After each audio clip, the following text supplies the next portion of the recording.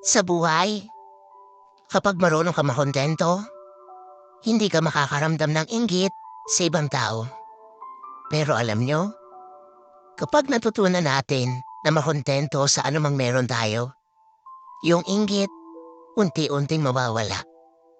Isipin mo to, kapag kontento ka sa buhay mo, sa mga naabot mo, at sa mga bagay na meron ka, mas magiging mapayapa ang iyong isipan.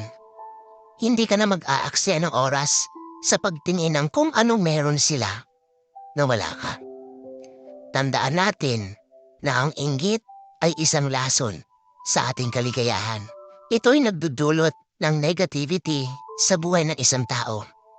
Kapag marunong tayong makontento, mas madali mong makikita ang tunay na halaga ng buhay. Kasi lahat tayo may kanya-kanya tayong timing sa buhay. Lahat tayo may nakalaan na biyaya.